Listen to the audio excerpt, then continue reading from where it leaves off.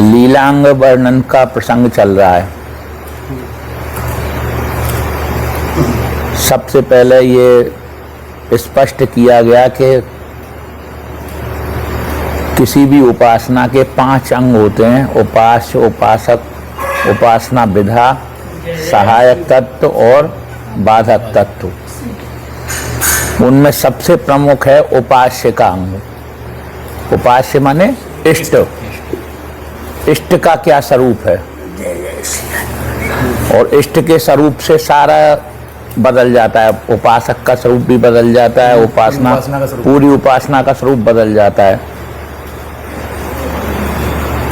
तो सबसे पहले उपास्य की चर्चा की, फिर उपास्य को भी बताया। खाली नाम मात्र से उसका स्वरूप समझ में नहीं आता है हमारे। खाली हमने नाम बता दिया कि हमारे यहाँ उपास्य कौन है, राधा वल्लभ हैं, या बता दिया गोपीजन वल्लभ हैं, या कुछ भी नाम मात्र बता दिया, तो उससे उपास्य का स्वरूप समझ में नहीं आएगा। उपास्य के स्वरूप को सांगोपांग समझने के लिए उपास्य के भी फिर 5 अंग बताए। कौन कौन से? लीला, रूप, नाम और धाम और परिकर।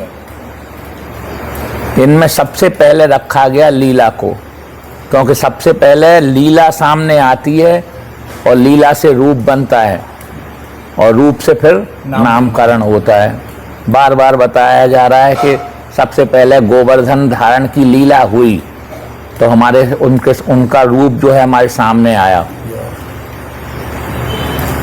और उनका नामकरण फिर कर दिया गया गोवर्धन धारी, है ना। पहले नाम नहीं था उनका। जब तक गोवर्धन धारण की लीला नहीं करी तब तक उनका ना तो रूप किसी के सामने था और ना नामकरण था। जब पहले लीला हुई, लीला से रूप आया सामने और रूप का नामकरण हो गया। तो इसलिए लीला सबसे प्रमुख है। अब लीला की चर्चा करते करते लीला का अर्थ भी बताया गया। लीला और चरित्र में भी अंतर बताया गया। लीला को किन किन अर्थों में यहाँ प्रयोग किया गया ये भी बताया गया कि खेल भी लीला को कहते हैं, विनोद भी लीला को कहते हैं, बिहार भी लीला को कहते हैं। यहाँ की लीला किस प्रकार की है? बोले एक दिन विशेष वाली लीला नहीं है। यहाँ पे क्या है? नित नित लीला, नित नित रास। सुनो रसिक हरिवंश विलास। जैसी हरिवंश विलास रास जो तो जोड़ी अविचल राज। रास और विलास से युक्त, विलास और रास से युक्त यहाँ की जोड़ी निरंतर विराजमान बनी रहती है। तो फिर उन लीलाओं का भी विवेचन किया गया। कौन कौन सी लीलाएं करते हैं? जो नित नित लीला, नित नित रास बताया गया है, तो उन लीलाओं में लीलाएं कौन सी हैं? तो बहुत सारी लीलाएं। नेत्र के विलास में ही उनकी लीला हो जाती है, वचन के विलास में ही उनकी लीला हो जाती है। इसलिए उस लीला का नाम क्या रख दिया गया? नेत्र विलास लीला, मन विलास लीला, तन विलास लीला, निद्रा विलास लीला। निद्रा में भी लीला चलती रहती है, स्वप्न में भी लीला चलती रहती है, डर में भी उनके विलास की लीला चलती रहती है, निडर में भी उनके विलास की लीला चलती रहती है। कितने प्रकार की लीलाएं उनका ओर छोड़ नहीं है। तो उन सब का यहाँ विवेचन नहीं किया जाएगा। कैसी कैसी लीलाएं होती है उनको तो आप रसिकों की वाणियों में जो समाज गायन होता है अथवा उनके अध्ययन के माध्यम से उनका स्पष्ट देख सकते हैं आप उनको। अब ये आया कि भाई एक लीला ऐसी है कि जो 2 जगह एक सी रूप में दिखाई देती है। कौन सी है लीला? वो रास लीला। उसका हम दर्शन नित्य रास के रूप में भी देखते हैं और उसका दर्शन नैमित्तिक रास के रूप में भी देखते हैं। नैमित्तिक रास का मतलब क्या हुआ? जो द्वापरांत काल में भगवान श्री कृष्ण के द्वारा महारास हुआ था उसको कहते हैं नैमित्तिक रास। और जो हितजी महाराज के उपास्य जो जिस रास लीला को करते हैं उसका नाम है नित्य रास। तो नित्य रास में और नैमित्तिक रास में जो 6 या 7 उपकरण हैं वो एक से ही हैं ऊपर से देखने पर। जैसे जमुना जी हमको जब वो किनारे पे खड़े रहते हैं तो कैसी दिखती हैं? एक सी दिखती हैं, किंतु जब हम अंदर उसमें घुसते हैं तब मालूम पड़ता है इतना पानी आ गया, अब इतना पानी आ गया, अब यहाँ ऊपर से ऊपर जा रहा है पानी, अब हाथी डुबान पानी आ गया। बाहर से एक सी है पूरी, ऊपर से एक सी दिख रही है। तो ऐसे ही जब तक हम हितवाणी को ऊपर से देखते रहेंगे तब तक ये लीला का स्वरूप पार्थक्य हमारी समझ में नहीं आएगा। जब तक हम इस वाणी को घोटेंगे नहीं और रसिकों की कृपा से उस वाणी को नहीं देखेंगे, सेवक जी महाराज की कृपा से, ध्रुवदास जी महाराज की कृपा से, जब तक हम इस वाणी को समझने का प्रयास नहीं करेंगे और उनकी उपासना पर सांगोपांग दृष्टि नहीं डालेंगे, तब तक शब्दों के माध्यम से हम उन लीलाओं के पार्थक्य को नहीं समझ सकते हैं। तो उन्होंने कसौटी रखी कि नित्य रास में श्याम सुंदर का स्वरूप क्या है और महारास में क्या है। नित्य रास में श्री राधा का स्वरूप क्या है और महारास में क्या है। बंसी का स्वरूप माँ क्या है, यहाँ पर क्या है। सखियों का स्वरूप माँ क्या है, यहाँ पर क्या है। स्थान माँ कौन सा है रास का, यहाँ पर स्थान कौन सा है। समय कौन सा है, यहाँ पे कौन सा समय। उन सब बात पर बहुत विस्तार के साथ कई दिनों तक प्रकाश डाला गया। उन्हीं कसौटी के आधार पर अब देखा जा रहा है हित जी की वाणी में क्या है, नित्य रास है या महारास है। तो उस संदर्भ में हम 3 पदों को देख चुके। आज गोपाल रास रस खेलत भी देख लिया हमने और खेलत रास रसिक ब्रजमंडन भी देखा, और एक है आज बन्नी को रास बनायो मोहनी मदन गोपाल की बांसुरी। 4 पदों को देख चुके। आज है श्याम संग राधिका रास मंडल बनी। कैसा है, पहले तो पूरा पद पाठ कर जाओ। श्याम संग राधिका रास मंडल बनी, बीच नदलाल ब्रजबाल चंपक बरन, जौम घन तड़ित बिच कनक मरकत मणि, लेत गतिमान तत्ता थे हस्तक भेद, सारे गामा पाधानी ये सप्तसुर नंदिनी, नृत रस पैर पट नील प्रकटित छवि, बदन जनो जलद में मकर की चांदनी, राग रागनी तान मान संगीत मत, थकित राकेश नव शरद की जामिनी, जैसी हित हरिवंश प्रभु हंस कट केहरी, दूर कृत मदन मद मत गज। अब बताइए इसमें कहाँ पे महाराज दिखाई दे रहा है, ये आप बताओगे पहले। कहाँ पे महाराज दिखाई दे रहा है?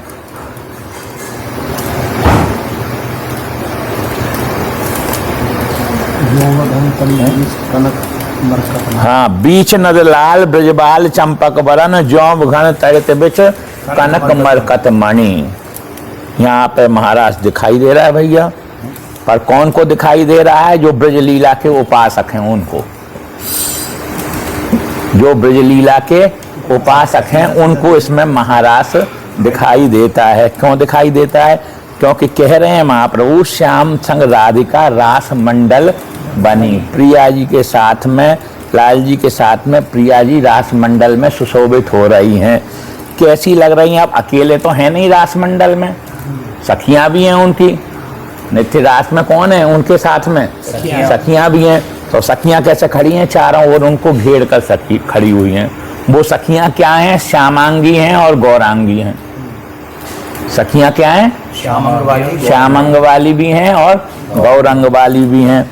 उनके बीचों बीच प्रियालाल ऐसे लग रहे हैं। कैसे लग रहे हैं? बोले जौब घन तड़ित बिच कनक मरकत मणि। जैसे घन और दामनी के बीच में, घन और दामनी कौन हो गई? सहचरियां। श्यामंग वाली सहचरियां कौन हो गई? घन हो गई। और गौरंग वाली सहचरियां क्या हो गई? दामनी हो गई। तो जौब घन तड़ित बिच कौन? कनक मरकत मणि। कनक कौन है? प्रिया जी। कनकांगी कौन है? प्रिया जी। और मरकत मणि कौन है? लाल जी। बीच नदलाल ब्रजबाल कैसे लग रहे हैं? कैसे लग रहे हैं? जौब, ज्यों माने जैसे, जैसे घन और तड़ित के बीच में। घन कौन हो गया? सहचरियां हैं, श्यामांगी सहचरियां हैं। अब महाराष्ट्र वाले कहेंगे नहीं, घन कौन है? वो ठाकुर जी हैं। महाराष्ट्र के जो उपासक हैं वो क्या कहेंगे? घन को तुम काय को लगा रहे हो भैया अपने मन से? घन माने तो ठाकुर जी होते हैं और कनक माने गोपियां हो गई। तो वो जो मंडल बना हुआ है राधा और कृष्ण का, वो गोपी और कृष्ण का जो मंडल बना है, उसके लिए हरिवंश जी महाराज वर्णन कर रहे हैं इसमें। बीच नदलाल ब्रजबाल चंपक वरन जौम घन तड़ित बिच कनक मरकत मणि। किंतु फिर सेवक जी महाराज उसको उनको समझाते हुए कहते हैं, भैया समझो श्री हरिवंश सुबाणी, तुम अपनी दृष्टि से इसमें चलोगे तो ये काम नहीं बनेगा। क्यों? क्योंकि बोले यहाँ पर पहली बात तो ये है, इसमें सुखदेव जी की तरह उन्होंने बीच बीच शब्द का प्रयोग नहीं किया है। मध्य द्वयोर द्वयो, बीच शब्द एक ही बार लिखा है इसमें। बीच बीच बीच में नहीं लिखा है कि बीच में एक कृष्ण फिर एक गोपी है, फिर बीच में एक कृष्ण फिर एक गोपी है। बीच बीच शब्द का 2 बार प्रयोग नहीं किया। अगर इसी में बीच बीच शब्द का प्रयोग कर देते श्रीमन महाप्रभु तो निश्चित रूप से ये महारास ही हो जाता है, पर बीच बीच शब्द का प्रयोग नहीं किया है। एक दफे एक बार ही कहा है। वे ऐसे सुशोभित हो रहे हैं जैसे घन और बिजली के बीच में कनक और श्याम मणि सुशोभित हों। पद में उल्लिखित ये पंक्तियां महारास के विपरीत नित्य रास की प्रतीक हैं, क्योंकि सुखदेव जी ने महारास वर्णन संदर्भ में सुस्पष्ट शब्दों में लिखा है कि 2-2 गोपियों के बीच एक एक श्याम सुशोभित हैं। आलोच्य पद में इसका सर्वथा अनुल्लेख है, ऐसा वर्णन इसमें नहीं है। अर्थात सुख मुखोक्त महारास वर्णना की भांति बीच बीच में शब्द का उल्लेख नहीं है। एक ही बार बीच शब्द का उल्लेख सखी मंडल के मध्य स्थित गौर श्याम जोड़ी के लिए ही है। अगर वो उनका ऐसा होता कि ये कनक और घन और तड़ित हैं तो वो बीच बीच शब्द का प्रयोग करते हैं यहाँ पे, जैसे सुखदेव जी ने कहा द्वयो द्वयो, इस तरह का इसमें नहीं है। इसलिए इसको क्या कहेंगे? नित्य राशि कहेंगे इसको। जौ घन तड़ित बिच कनक मरकत मणि, इसमें संकेतित गौर सामरी राधा किंकरी गण हैं। सीताचार्य के घन तड़ित शब्द के द्वारा गौर सामरी राधा किंकरी गणों का ही संकेत किया है। ऐसा कहने के लिए हम इसलिए भी विवश हैं क्योंकि भगवान श्री कृष्ण ने महाराज सुनिश्चित रूप से गोपियों की मनोकामना पूर्ण करने के उद्देश्य से ही किया था। अतः उन्हें प्रत्येक गोपी के पास में श्री कृष्ण का रूप बनना पड़ा था। किंतु श्री हिताचार्य द्वारा वर्णित जो नित्य रास है, जिसमें राधा मदन मद दूर किया करती हैं, नीचे के ही पद में आया दूर कृत मदन मद मत गज गामिनी, और उस महारास में मदन का मद दूर नहीं करती हैं, वो तो मदन के मद से संतप्त हैं। अगर ये महारास होता तो वो हित जी महाराज यही लिखते कि वो मदन के मद से संतप्त हो रही हैं, और यहाँ की जो श्री राधा है वो क्या करती हैं? उस मदन के मद को दूर कर देती हैं। दूर कृत मदन मद मत गजगामिनी, और एक जगह नहीं, जैसी हितरिवंश मदन सर जर्जर, मदन के बाणों से जो जर्जरांग हैं उनके लिए क्या है? ये सजीवन मूली हैं। जैसी हितरिवंश मगन मन श्यामा हरत मदन घन पीरी सजनी, हरिवंश जी की वाणी के प्रमाण के साथ चलो। अन्यत्र वो क्या कह रहे हैं उस पर भी ध्यान रखना है। ये नहीं कि एक ही पद को पकड़ना है, उस ये उनकी उपासना क्या कह रही है उसको भी पकड़ना पड़ेगा, उसके अनुसार अर्थ लगाने पड़ेंगे हमको। इनके शब्दों के द्वारा अर्थ नहीं लगाने पड़ेंगे, उनके अनुसार जो जी की जो उपासना है और जैसा उन्होंने अन्य जगह कहा है उनको भी लेकर चलना पड़ेगा। जब उनने जगह जगह पे कहा है, क्या कहा है? जैसी तरीवन से मगन मन श्यामा हरत मदन घन पीरी सजनी, तो हमको यहाँ पे ये नहीं लगाना पड़ेगा कि काम के ताप से वो पीड़ित हैं दादा जी, प्रिया जी, और लिखी रहे दूर कृत मदन मर मत गजगामिनी। इसलिए इसको नित्यदास कहना, नित्यदास ही कहा जाएगा, महाराज नहीं कहा जाएगा। हिताचार्य द्वारा वर्णित नित्यदास तो उनके उपास्य की निर्हेतुक नित्य कीड़ा है, जिसमें सब सखियां तत्सुख सुखी हैं। अब यहाँ पे कोई सखियां मत्सुख सुखी नहीं दिखाई दे रही हैं। श्याम संग राधिका रास मंडलवनी में जिनको अपना सुख हो, ऐसी स्थिति में गोपियों के पास में अनंत श्री कृष्ण की कल्पना सर्वथा असंभव है। अगर मत्सुख सुखी होती वो सखियां, तब तो गोप उनके कृष्ण की कल्पना करते हैं यहाँ पे। पर वो सखियां कैसी हैं यहाँ की? वो सखियां कैसी हैं? तत्सुख सुखी हैं। तो माँ अनंत रूप काय को रखेंगे भैया नित्य निकुंज में? अनंत रूप तो उनको इसलिए रखने पड़े कि गोपियां क्या हैं? मत्सुख सुखी हैं, इसलिए उनको अनंत रूप धारण करने पड़े। अगर मत्सुख सुखी नहीं होती तो माई ब्रज लीला में ही अनंत रूप धारण करने की आवश्यकता नहीं थी उनको। वहां अनंत रूप धारण ही इसीलिए किए क्योंकि उनको यही अनुभूति हो कि श्री कृष्ण हमारे साथ में हैं। और यहाँ पे हित जी की जो सहचरियां हैं वो मत सुख सुखी नहीं है। वो कैसी हैं? हित चिंतक ने, हरिवंश जी के शब्दों में, हम नहीं कहें। हित चिंतक ने चेरिन और आनंद न समात निरख निपट नैनन सुख तृण तोरत बलिदान। वो तो उनके बिहार को आहार बना रखा है उन्होंने। वहां मत सुख सुखी का तो मतलब ही कोई शब्द ही नहीं पहुंचेगा। मत सुख सुखी तो वहां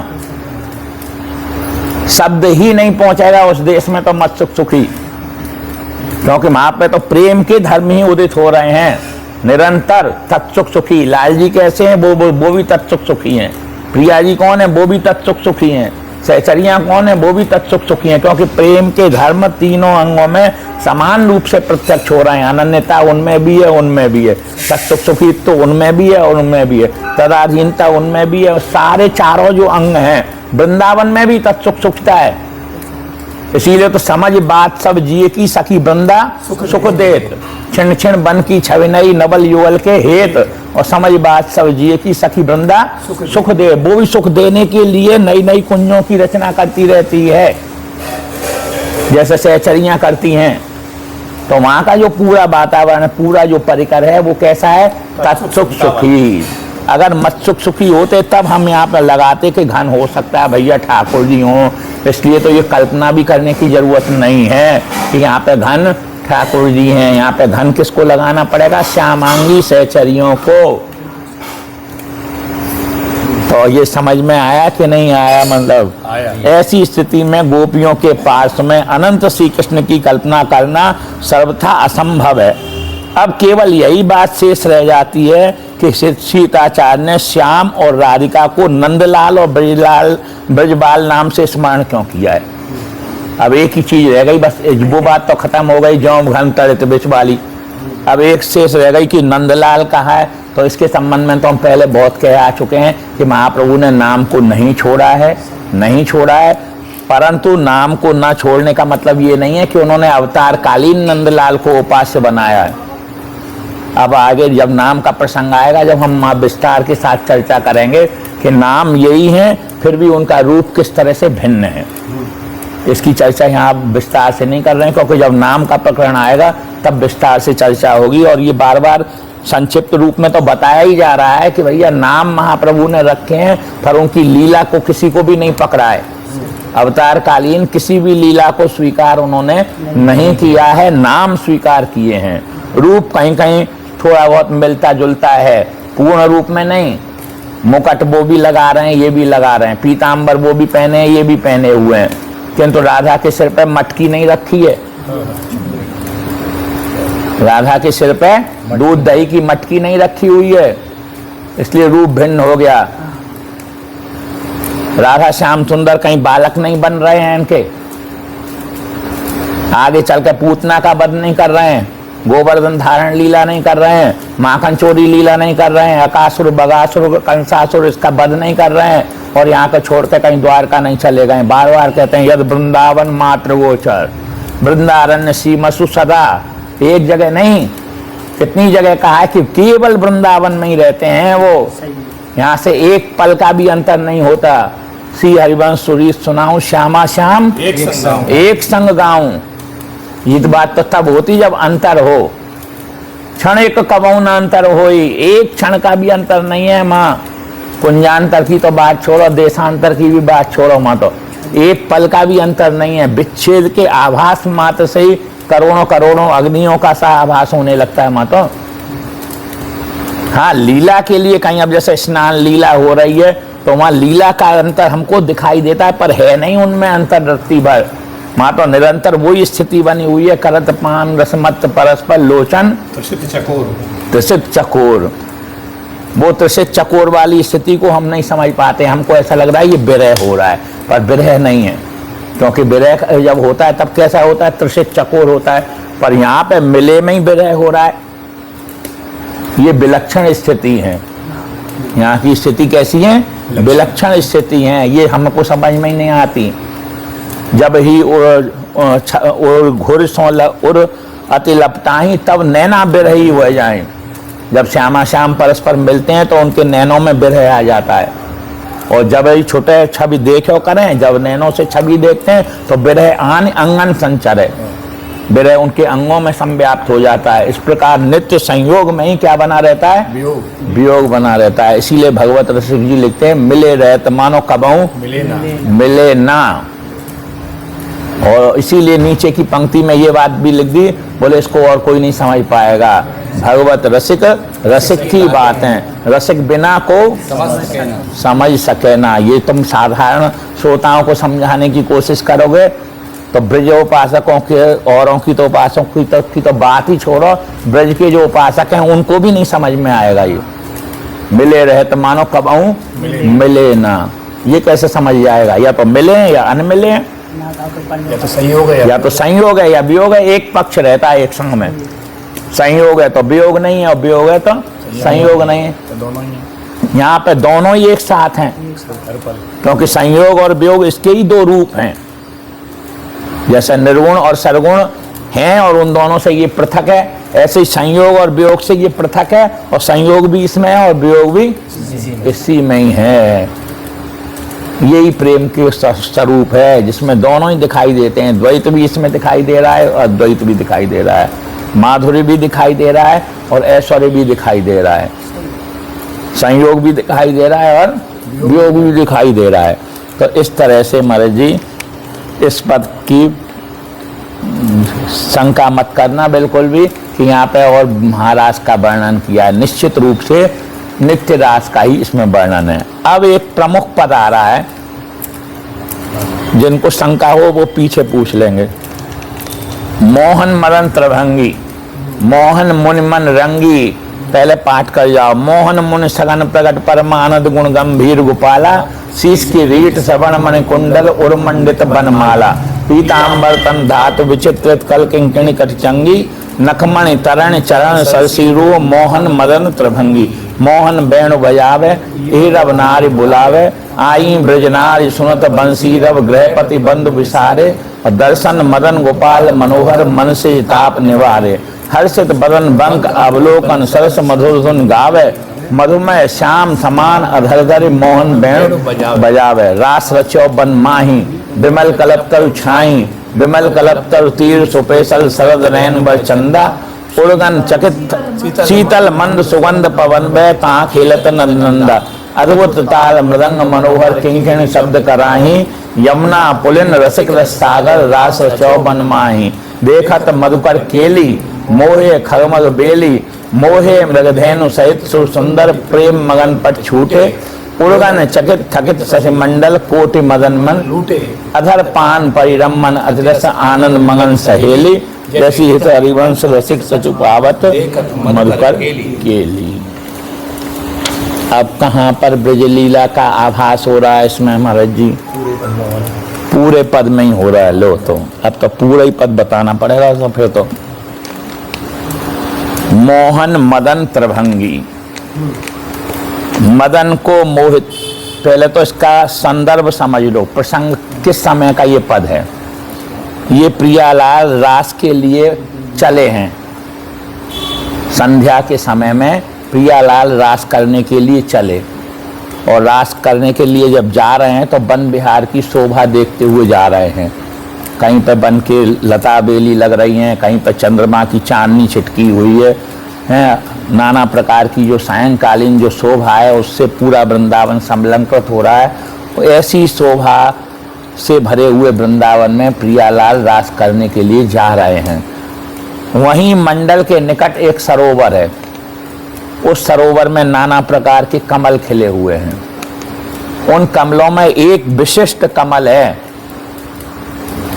उन कमलों में कोई विशिष्ट कमल है, तो उसकी शोभा देखने के लिए दोनों जने सरोवर के तट पर खड़े हुए हैं।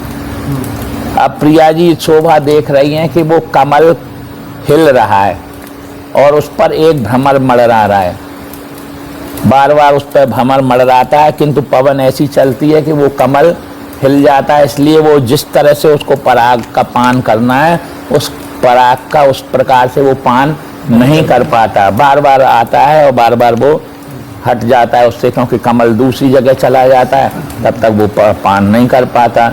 तो प्रिया जी उस शोभा को देख करके अपने रसिक प्रीतम की प्रीति का चिंतन करने लग गई। कैसी होती है उनकी दशा जब मैं उनसे नेति नेति शब्द बोलती हूँ।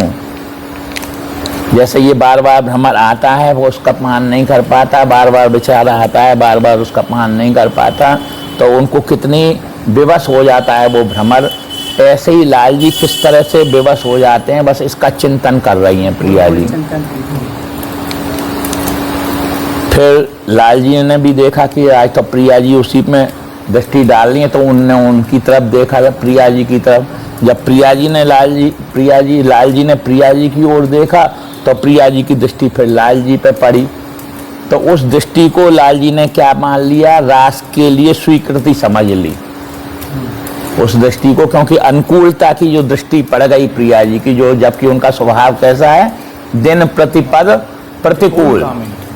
उनका स्वभाव कैसा है, दिन प्रति पद प्रतिकूल। जो बाहर से, किंतु ध्यान रखना कैसे है, बाहर से अंतर से निरंतर कैसी बनी रहती हैं, वो अनुकूल बनी रहती हैं। तो लाल जी ने उसको मान लिया कि आज प्रिया जी की स्वीकृति है कि मैं रास की रचना करूं।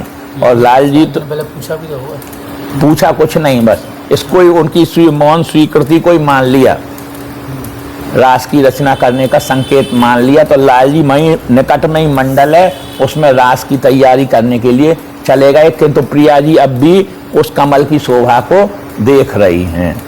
अब शुरू होता है मोहन मदन, इसको ध्यान रखना इस प्रसंग को। मोहन मदन त्रिभंगी लाल जी की स्वरूप की शोभा का वर्णन कर रही हैं हेताली जी। कैसे हैं, मदन को मोहित करने वाले हैं। और निगाह कहाँ है उनकी, कैसी छवि है उनकी, त्रिभंगी। त्रिभंगी माने तिरछे होकर के वो उसी जगह देख रहे हैं प्रिया जी की ओर में। त्रिभंगी क्यों हो गए, सीधे नहीं खड़े हो सकते थे क्या, त्रिभंगी क्यों हुए थे ये,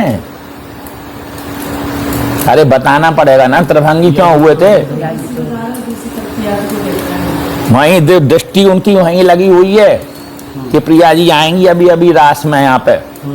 मोहन मदन त्रिभंगी, त्रिभंगी छवि से सुशोभित हो रहे हैं कौन, मदन को मोहित करने वाले लाल जी। और मोहन मुन मन रंगी, कैसी लग रही है इस समय उनकी छवि, जो त्रिभंगी रूप में ऐसा लग रहा है जो मुनिमन होकर के प्रिया जी लाल जी का चिंतन कर रही हैं, उनको भी रंगने वाली दृष्टि लग रही है।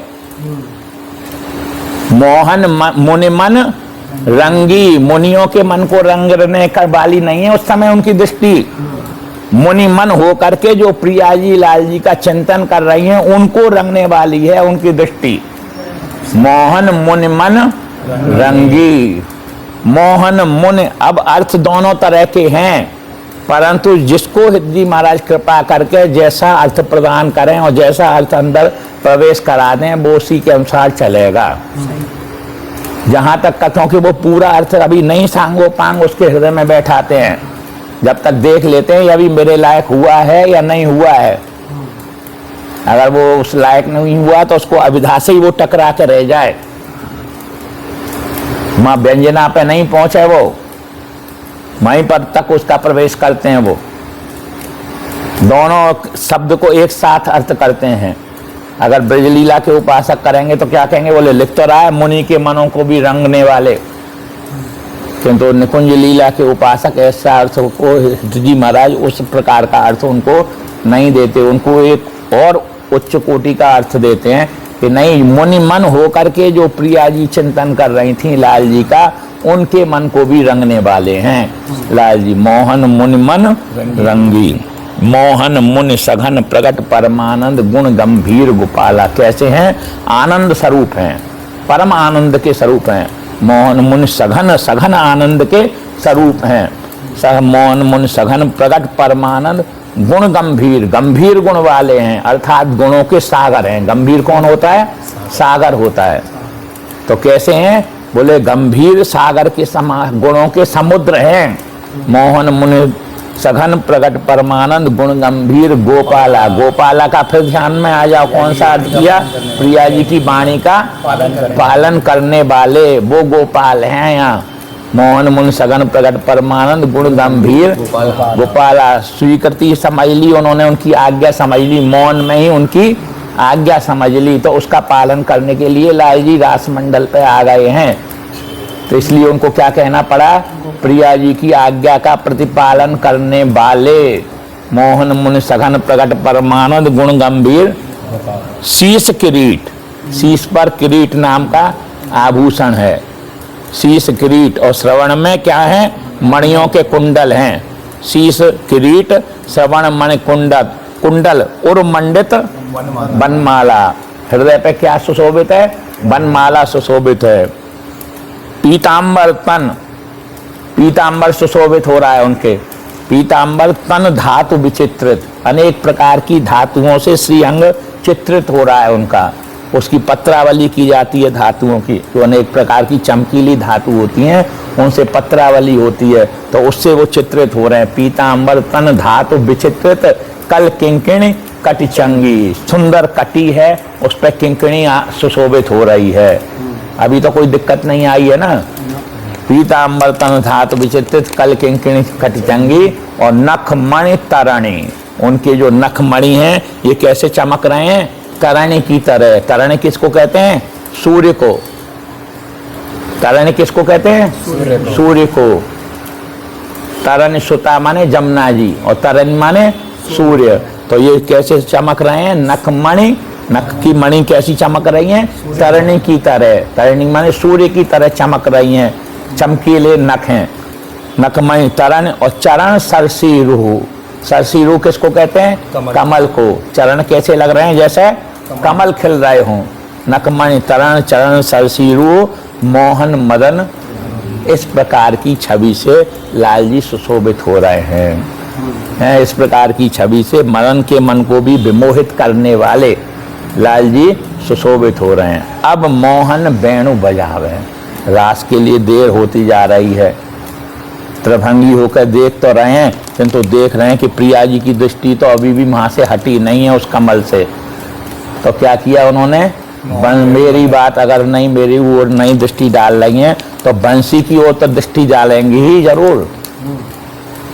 बंसी की तो बात सुनेंगी, तो बंसी जी के माध्यम से उनका आह्वान कर रहे हैं। मोहन वेणु बजावे इहिरव, इस प्रकार बंसी जी का आश्रय लेकर के इहिरव नारी बुलावे, इस प्रकार से प्रिया जी को बुला रहे हैं।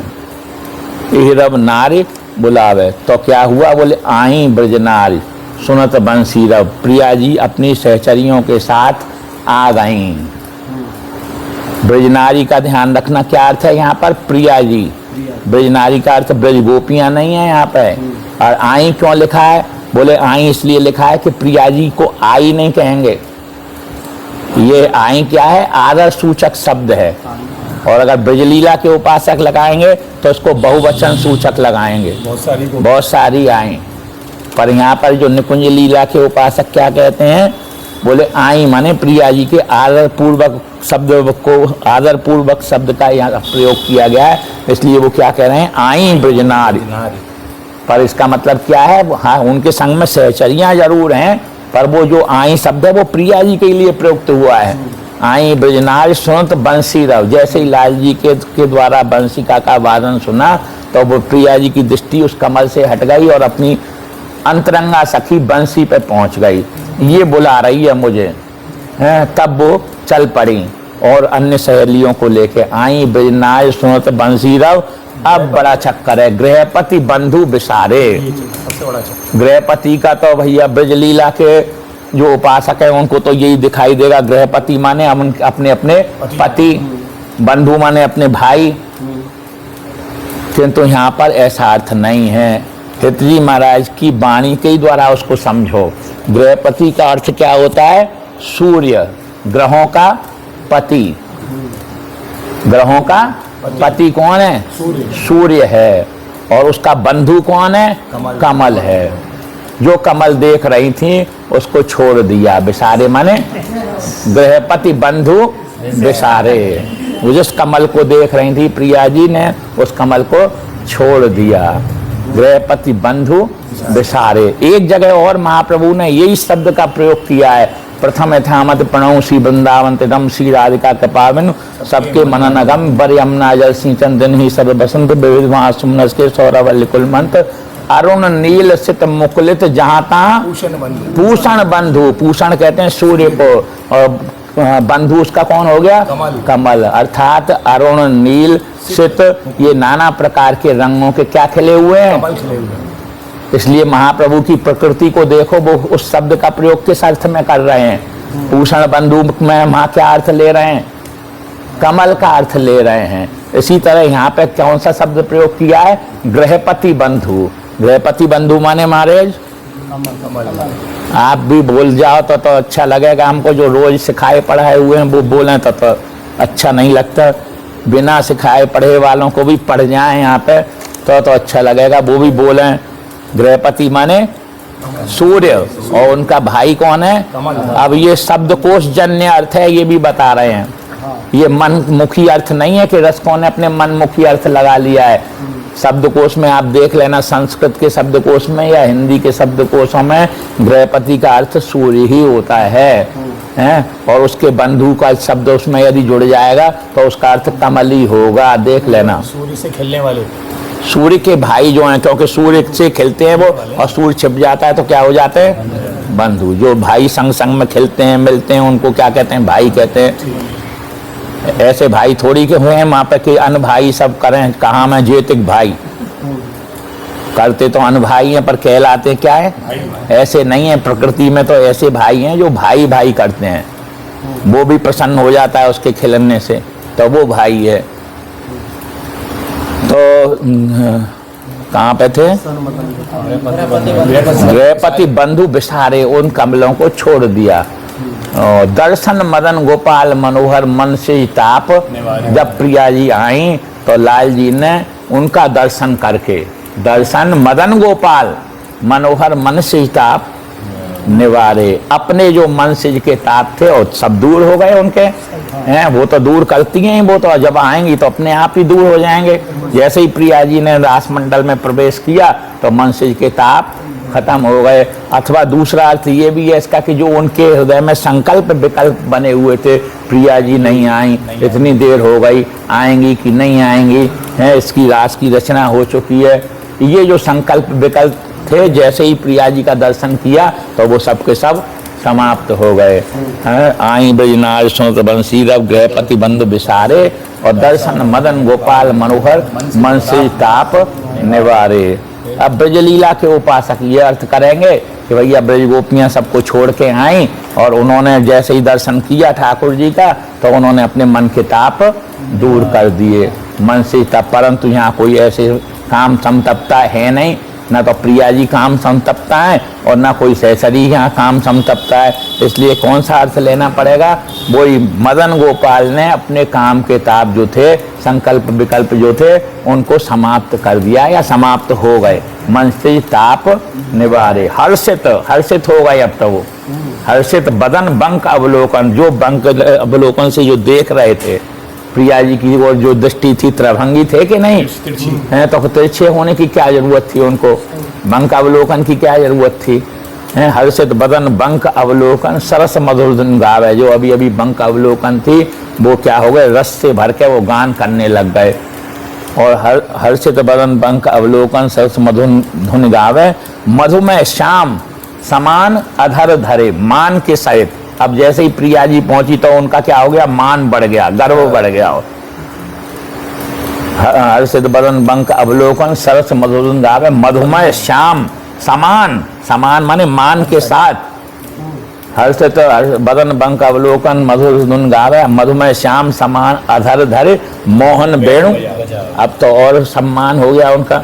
अथवा मान कहते हैं, एक संगीत में एक मान की स्थिति होती है, जो विराम आता है उसको मान कहते हैं। उसके साथ में अर्थात बंसी में गतियों का प्रदर्शन करते हुए, उस संगीत की गति का प्रदर्शन करते हुए लाल जी क्या कर रहे हैं? मोहन वेणु बजावे। और जैसे ही प्रिया जी पहुंची रास मंडल में शुरू हो गया। रास रचो बन माही, वृंदावन में रास की रचना शुरू हो गई। तथ्य करके सारी सहचरियाँ और सा प्रिया जी सब नृत्य करने लग गई। रास रचो बनमाई विमल कल्प तरु छाही।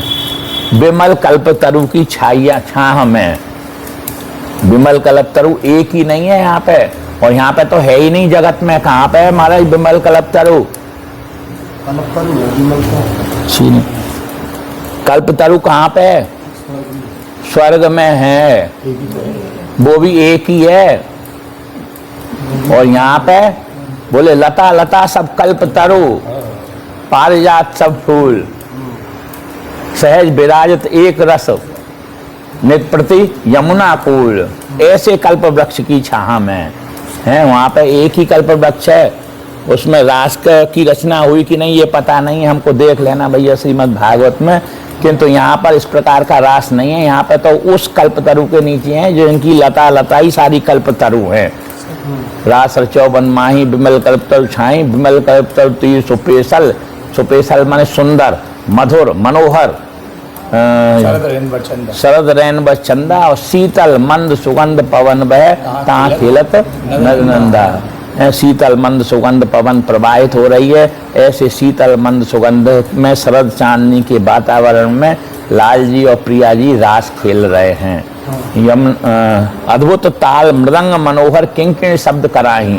ताल भी बज रही है, मृदंग भी बज रही है, और नाना प्रकार के वाद्य बज रहे हैं, किंकिणी भी बज रही है, क्योंकि सब नृत्य भी तो कर रही हैं, साथ साथ में वाद्य भी बजा रही हैं। ताल अद्भुत ताल और अद्भुत गति से, अद्भुत गति माने जो गति पहले कभी सुनी नहीं, रास में वहाँ पर भी नहीं देखी गई, नौतन प्रकट करी थे अब ही।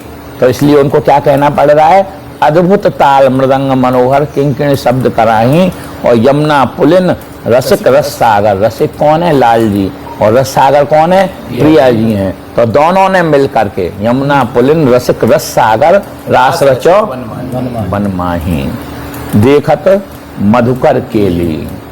ऐसी मधुकर केली को देख करके, मधुकर केली माने क्या होता है? भ्रमर की केली है, वो भी है, उसको भी देख। एक अर्थ तो हुआ कि उस भ्रमर की केली को देख करके ये रास प्रारंभ हुआ। तो देखत मधुकर केली, अब भी उसी केली का को देख रही हैं वहीं से। किंतु एक दूसरा अर्थ होता है मधुकर केली का, माने भ्रमर की केली। अब भ्रमर की केली कैसी होती है? भ्रमर कैसा होता है? आज उस भ्रमर फूल पर है, कल उस फूल पे, कल उस फूल पे, ये भ्रमर की केली होती है। पर यहाँ ये भ्रमर की केली नहीं है। हरिवंश जी किस भ्रमर को बता रहे हैं उसको समझना है। ये अलिप्रिया बदन अम्बुजरस अटके अनंत न जात। तो वो अर्थ लगाना पड़ेगा यहाँ भ्रमर की केली के लिए, अपने मन का अर्थ नहीं लगाना पड़ेगा। जी की महाराज की वाणी छाया करती हुई ऊपर बनी रहनी चाहिए, वो टॉर्च दिखाती रहे, तब जो अर्थ निकलेगा वही प्रामाणिक होगा इस उपासना में। अपने मन से तुम अर्थ लगाओगे तो अर्थ प्रामाणिक नहीं होगा। किस मधुकर को बता रहे हैं यहाँ पे? देखत मधुकर केली में प्रिया जी के जो अनन्य भ्रमर हैं, ये अलिप्रिया बदन अम्बुज रस अटके अनंत न जात, उस भ्रमर की केली को देख करके, देखत मधुकर केली और देख मोहे खगमृग बेली, सारे के सारे सब मोहित हो गए। जितने वृंदावन के खग थे, मृग थे, जितने पशु पक्षी थे, वो सब क्या हो गए? विमोहित हो गए। मोहे मृग धेनु, और आ गया एक चक्कर वाला काम, धेनु आ गई। गैया कहाँ से आ जाएंगी भैया बीच में रास में? नहीं भैया, शब्द पे मत जाओ भैया, शब्दकोश भी पढ़ो, उसके लिए पढ़ना भी जरूरी है और उपासना का ज्ञान भी जरूरी है। उपासना का ज्ञान क्या है? बोले माँ गैया मैया दैया भैया, ये चारों ही नहीं पहुँचते हैं इस रास में। न गैया पहुँचती, न भैया पहुँचते, न दैया और न मैया। गैया मैया दैया माने बड़े भाई, हाँ, दैया दादा भाई, हाँ। तो गैया मैया दैया और भैया कोई नहीं पहुँचते, न छोटे न बड़े। भैया तो बलराम जी हो गए, लेकिन दैया कौन है? दादा भैया, दादा भाई, दो बार नाम आया। छोटे भाई भी तो हो सकते हैं। जन्म दिया। चलो वो लगा लो, मैया भी हो गई, मैया गैया दैया भैया, कोई कहने का मतलब कोई भी नहीं पहुंचता है ना। ये तो महाप्रभु की रसोपासना का सिद्धांत है। तो यहाँ पे गैया कैसे पहुंच गई भैया? बोले नहीं नहीं, गैया नहीं है। संस्कृत के यदि आप शब्दकोश देखोगे तो ये मालूम पड़ जाएगा कि अगर धेनु शब्द किसी के पीछे लगा देते हैं तो वो उसका स्त्रीलिंग रूप बन जाता है। अब यहाँ मृग के आगे लगा दिया है धेनु को, तो क्या बन गया उसका अर्थ? मृगी बन गया। मृग मृगियों के सहित, मोहे मृग धेनु सहित, मृग मृगियों के सहित विमोहित हो गए। मोहे मृग धेनु सहित सुर सुंदरी, सुर का फिर आ गया। देवता कहाँ से आ गए यहाँ पे? जब पहले ही कह दिया कि नहीं देवता नहीं पहुंचते, फिर कहाँ से सुर माने होता है देवता? बोले नहीं नहीं, हित जी की वाणी के इसके अनुसार चलो तुम। सुर देने वाली जो सुंदरियां हैं, सुर की जो स्वामिनी है, जो सुंदरियां, क्योंकि माँ एक तो एक संगीत की स्वामिनी है, तो सुर देने वाली जो अर्थात कौन हो गया? सुर देने वाली सुंदरी कौन है वहां पे? सहचरियां। ये भी विमोहित हो गई। मोहे सुरधेन, मोहे मृगधेन सहित सुर सुंदरी, प्रेम मगन पट छूटे। उन सबके पट बिल्कुल कहाँ जा रहे हैं उनका ध्यान ही नहीं आया, क्योंकि रास में नृत्य कर रही है तो कौन को कौन का किसका वस्त्र का थोड़ी ध्यान रखेगा। जैसे हम नृत्य करते हैं तो चश्मा का ध्यान बना रहता है, ऐसा थोड़ी है। वहाँ तो प्रेम में सब डूबा हुआ समाज है, तो कहाँ पट जा रहे हैं, कहाँ श्रृंगार जा रहा है, कहाँ इतस्ततः हो रहा है श्रृंगार, इसका कोई ध्यान नहीं है। मोहे मृगधेनु सहित सुर सुंदर, प्रेम मगन पट छूटे। उड़गन चकित, उड़गन भी चकित हो गए। उड़गन माने तारागण, उड़गन चकित थकित शशि मंडल, पूरा चंद्रमंडल क्या हो गया? स्थगित हो गया। उड़गन चकित थकित शशि मंडल, कोटि मदन मन लूटे। करो एक मदन नहीं, माँ तो एक ही मदन को परास्त किया था खाली। यहाँ पे तो करोड़ों करोड़ों मदन बिना आयास और बिना प्रयास के लुट गए। कोटि मदन मन लूटे, अधर पान परिरम्भन अतिरस आनंद मंगन सहेली। यहाँ प्रियालाल का जो अधर पान का आनंद हुआ, उसको देख करके जितनी भी सहेलियां हैं वो कैसी हो गई? आनंद मगन हो गई। चरण चिन्ह देखकर जल नहीं गई। अधर पान परिरम्भन अतिरस आनंद मगन सहेली, जैसी हित हरिवंश रसिक सचु पावत, देखत मधुकर केली। इस प्रकार से अनन्य भ्रमर की केली को देख करके सारी सहचरियां कैसी हो गई? आनंदित हो गई, आनंद में डूब गई। अब बताइए महाराज कहाँ पे रह गया इसमें? कौन सा ऐसा शब्द रह गया जो ब्रजलीला फिर भी कहने के लिए व्यवस्था? महाराज जी को मुनि मंत्र, मुनि मंत्र, मुनि मन का तो पहले ही बता दिए हैं। नहीं नहीं, दूसरी लाइन में जो आया है ना, मुनि, मोहन मुनि सघन, मोहन मुनि, वो तो उसका ये सब ये पद इस प्रकार का है कि जो पद पहले लाइन में आएगा ना, वहीं से फिर वो दूसरा चरण शुरू होगा। मतलब ये जैसे मौन बैण बजावे इरम ना, प्रकट परमानंद, फिर ये लाइन वही लाइन वहीं से शुरू हो गया। आधी लाइन उसी की उठाएंगे वहां से। उसका मतलब कोई अर्थ अलग नहीं है उसका। फिर तो हो गया पूरा। जैसे वो पद है ना, पुलिन मंजुल जय श्री व्यासकुल मन्ना रसिक अनंदन मुगुरजन बैखन्ना सी वृंदावन बास रासस भूमिया कीरत श्यामा श्याम पुलिन मंजुल परम पावन। यहीं से शुरू हो गया। फिर पुलिन मंजुल कहाँ? तो यहीं से वो दो शब्द उसके उठाएंगे, पुलिन मंजुल परम पावन त्रिवितामा। इस प्रकार जैसे सखियन की ओर ऐसी आई में आनंद मोद बढ़ो अधिकारी, बढ़ो आनंद मोद सबके। तो वहाँ आनंद मोद का कोई अलग अर्थ नहीं है। त्रिविधता मारुत है, तीनों प्रकार की पवन, पवन शीतल मंद सुगंध। अरे इसलिए है कि जमुना जी का स्पर्श करके आ रही है, तो जमुना जी का स्पर्श करके आ रही है तो शीतल हो गई। और बीच बीच में लताओं का झुरमुट है तो टकरा रही है माँ, और जब टकरा रही है तो आने के लिए जगह नहीं मिल रही है उसको, तो उसकी गति कैसी हो गई? मंद हो गई, इसलिए वो मंद हो गई। और उसमें फूलों के बीच में से होके आ रही है वो पवन, तो उसमें क्या आ गई? सुगंध आ गई, इसलिए शीतल मंद सुगंध पवन। तो अब भी कोई अगर इसमें कोई जिज्ञासा हो कल पूछेंगे। तो अभी भी पूछ लो, ये हो गया पूरा। हैं? क्योंकि यही बड़ा कठिन था, मुझे भी बड़ा शंका लग रही थी कि इसको कैसे बताया जाएगा, क्योंकि जो आपने लीला बताई है वो बताइए, श्रीमती जो लीला। ये जितनी चतुरासी जी की टीकाएं हैं उनमें पूर्व भूमिका दी हुई है। हाँ, जो प्राचीन टीकाएं हैं गोस्वामी रसिकलाल जी की, जुगलदास जी की, उसी के आधार पर ये रतन दास जी की, हाँ वो किसी रसिक के पहले से आप हाँ, तो उनको लेके चलना पड़ेगा। इनका तो भाव हमने सुना ही नहीं अभी, इसको अभी थोड़ा सुन लो। तो वही है जो आपने बताया। उपर्युक्त पद में उल्लिखित मुनिमरंगी गोपाला आई बैजनाथ सुत बंसी रव गृहपति बंधु विसारे नंदा मृग धेनु सो सुंदरी आदि शब्द और शब्द समूह देखकर ऐसी भ्रांति होना संभव है कि यह पद महाराज का है, किंतु पद में उल्लिखित देखत मधुकर केली आनंद मगन सहेली इन पंक्ति द्वय पर विचार करते ही यह भ्रांति सर्वथा निरस्त हो जाती है, क्योंकि सुखदेव जी के वर्णानुसार महाराज में जाने वाली गोपियां श्री राधा की सहेलियां दासियां नहीं थीं।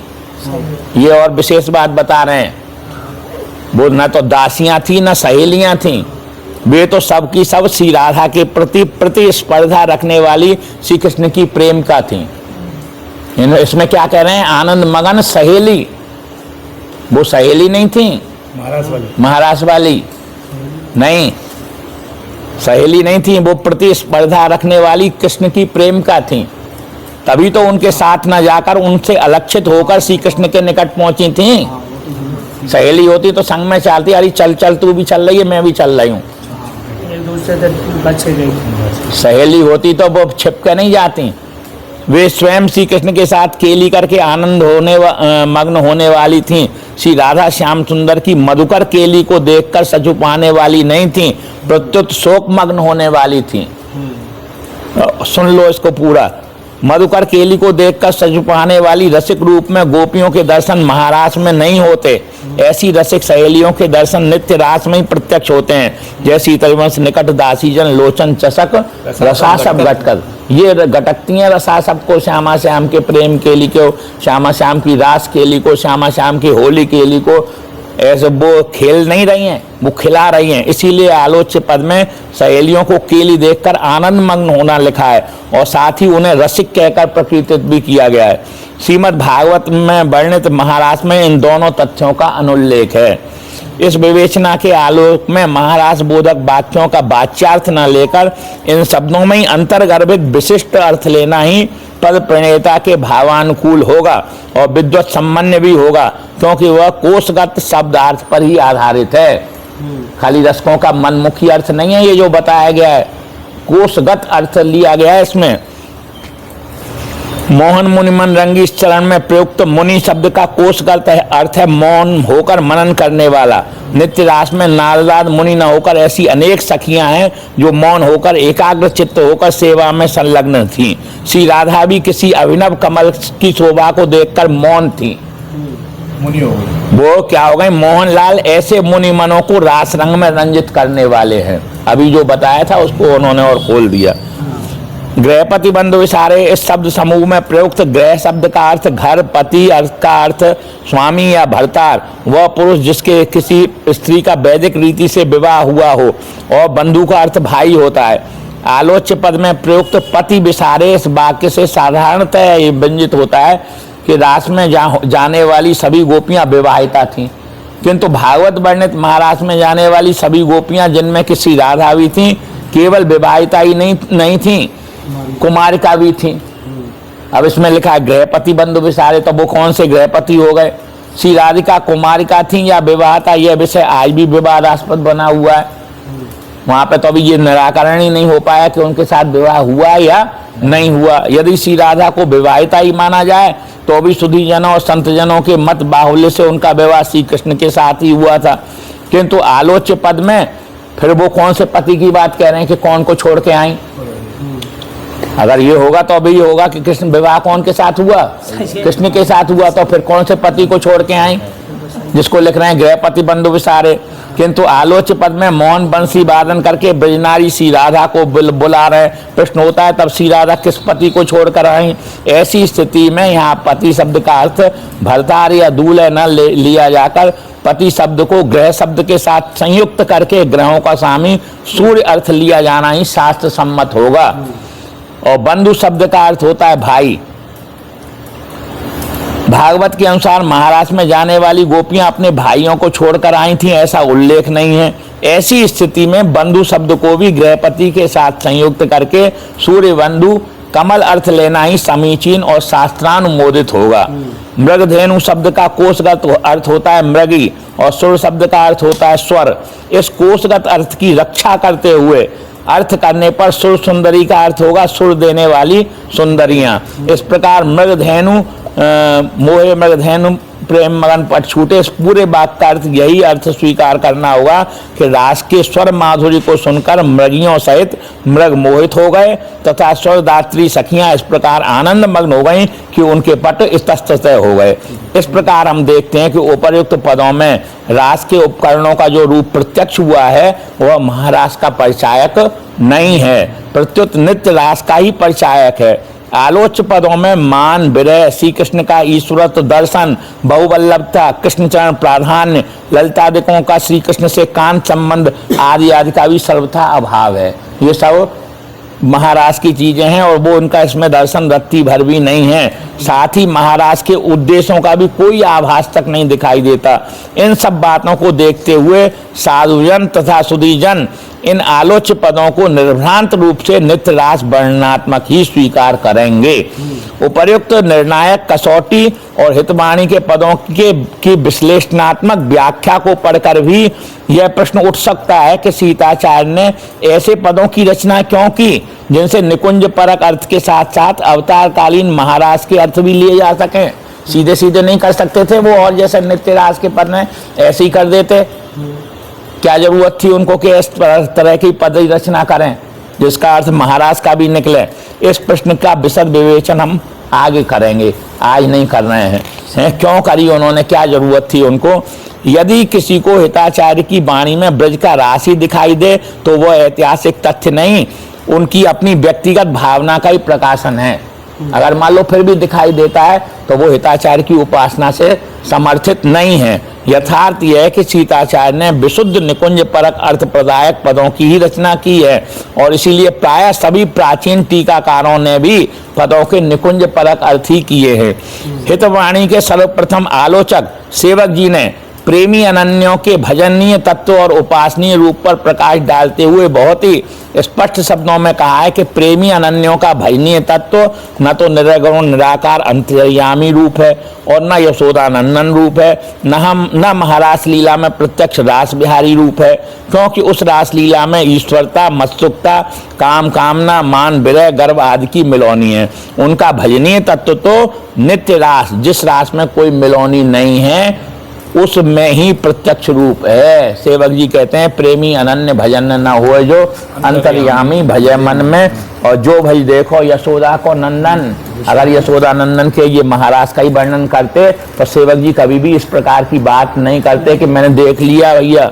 कभी हिताचार्य के विपरीत ये बात नहीं लिखते, क्योंकि उनकी प्रतिज्ञा है श्री हरिवंश गिरा रस सूधी कछु नहीं कहो आपनी बूझी। अगर उनका ये निश्चित रूप से ये होता कि यशोदानंदन की ही लीला महाराज का ही गान किया है तो सेवक जी कभी नहीं लिखते कि जो भाई देखो यशोदा को नंदन तो विश्व दिखाई सब तन में। श्री हरिवंश नाद विमोही, हरिवंश जी की वाणी के नाद से जो विमोहित हुई हैं ते शुद्ध समीप मिली छिन में, अब या में मिलौनी मिले न कछु, जब खेलत रास जब तक के में तो मिलौनी है।